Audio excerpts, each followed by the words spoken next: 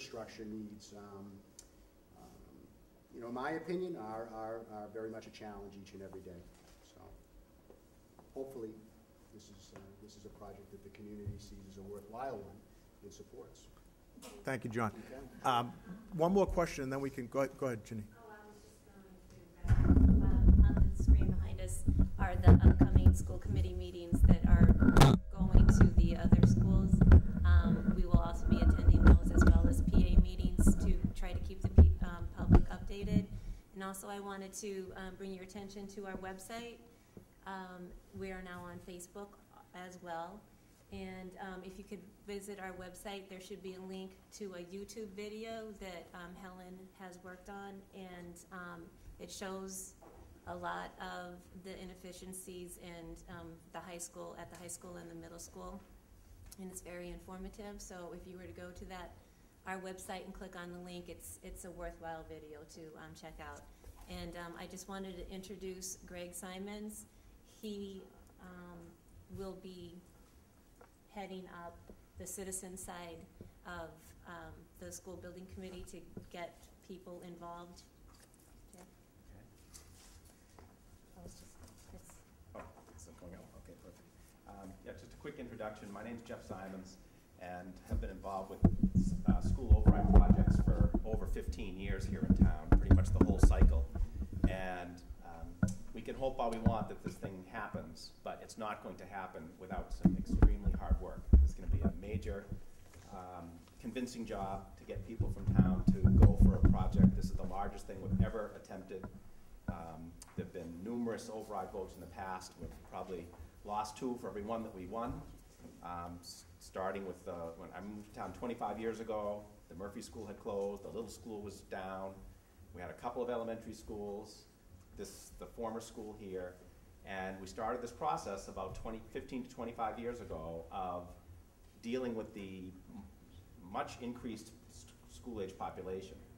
Starting with the elementary schools, because that's where the kids were, and my kids were here 15 years ago at the batch, and moved their way up through the system. And the high school end of it probably should have taken place about 10 years ago. Tried that, didn't happen, because now all the schools are full, pretty much at steady state.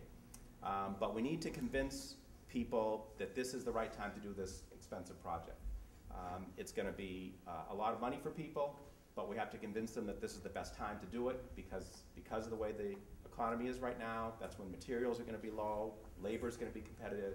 Interest rates have never been this low in that whole time. This is amazing.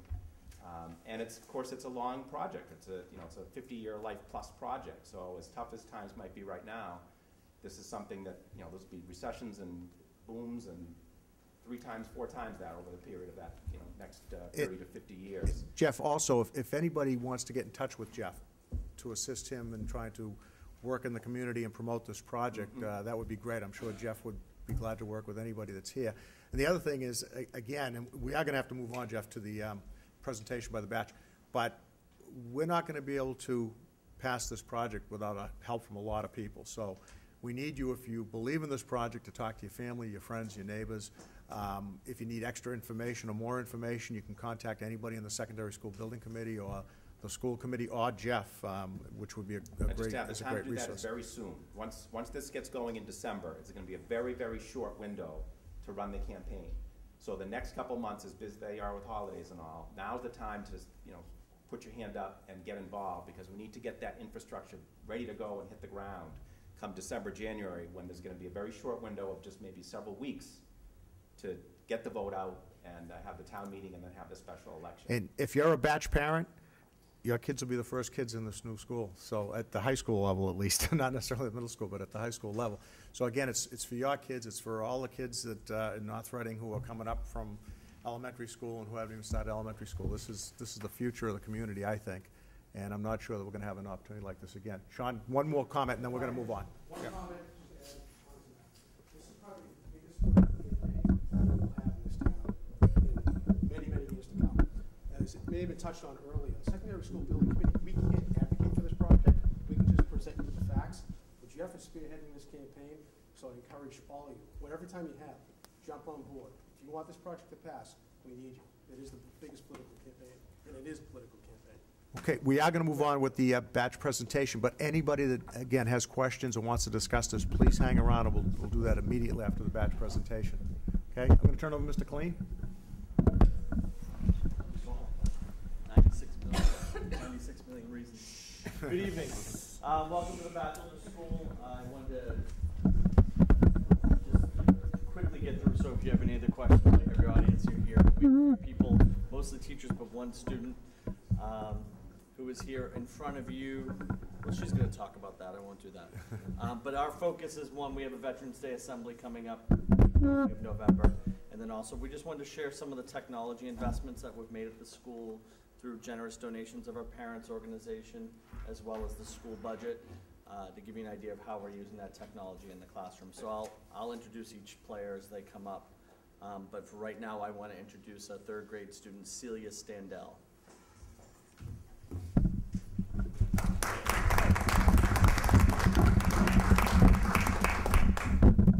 Good evening. My name is Celia Standell, and I am a third grade student in Mr. Cassell's class here at the bench. I would like to invite you to attend our Veterans Day program on November 9th. To prepare for the program, every third grader completed an assignment about Veterans Day so that we could understand how important this holiday is. We could choose to research the branches of the military, American flag, or what it feels like to be in the Navy. I interviewed my grandfather who served in the Navy. I learned how brave he was in that he and the other men that he served with never gave up. Our Veterans Day program will remind us to honor brave men and women who served our country. The third grade will be singing patriotic songs and reading essays and poems. Our music teacher, Miss Lister, is putting together a slideshow of photos of the veterans we know, and any veteran who attends will be asked to stand so that they can be honored that day.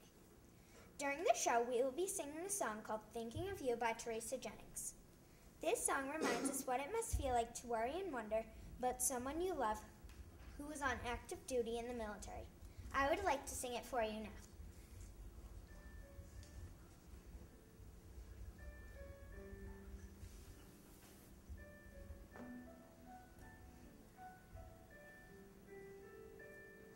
Are you safe?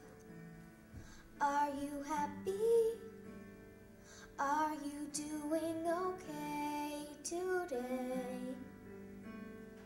I am hoping you are fine while you are away. You are away. I will leave a light in my window until you're back again, and I'll be thinking you until then, thinking of you.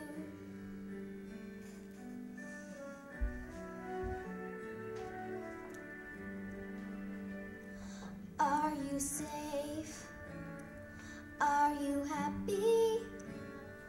Are you thinking of me today? I am hoping you are fine while you are away.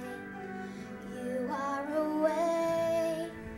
I will leave a light in my window until you're back again, and I'll be thinking of you until then, thinking of you. Me thinking of you until then, thinking of you.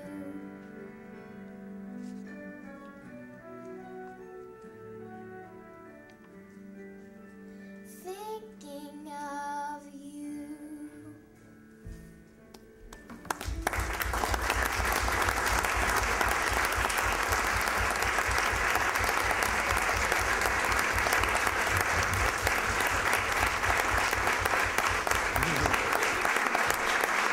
Celia, Does she have an agent yet?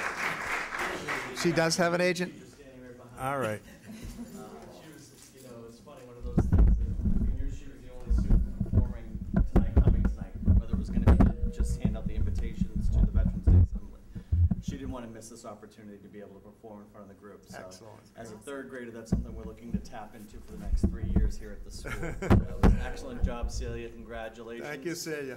Excellent.